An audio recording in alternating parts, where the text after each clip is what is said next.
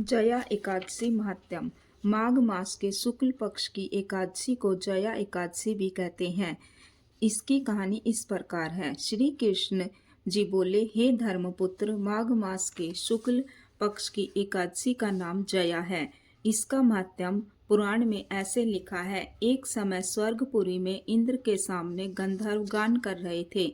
अप्सरा नृत्य कर रही थी। उनमें से एक पुष्पावती नामक गंधर्व की स्त्री का माल्यवान नामक मलिन का पुत्र भी था।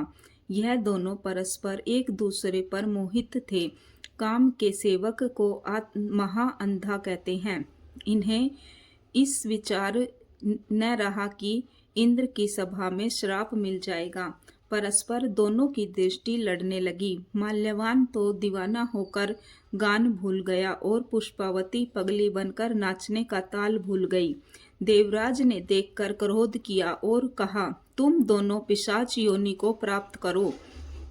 भरी सभा में अपमान करने वाले को ऐसा ही दंड दिया जाता है। अपवित्र जल और अपवित्र भोजन तुम्हारे योग्य है, ऐसा कहकर स्वर्ग से गिरा दिया। स्वर्गरोहण मार्ग द्वारा बद्रीनाथ में आए यदि पापियों के देश को जाते हैं तो खाना पीना मनमाना मिलता है, परंतु पाप से शीघ्र उद्धार न होता। इस कारण उन्होंने तपोभूमि पर निवास किया। कष्ट पाकर जीवन से उदास हो गए। एक दिन भूख हड़ताल कर दी।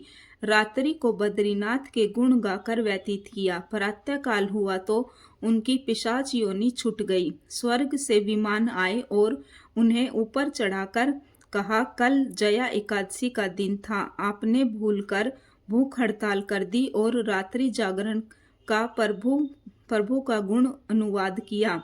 उसके प्रभाव से हम आपको स्वर्ग के लिए ले जाते हैं। यह कथा भविष्योत्तर पुराणों में वर्णित है। इस प्रकार जया एकादशी का महत्व है और सभी को यह एकादशी जरूर करनी चाहिए। राधे राधे।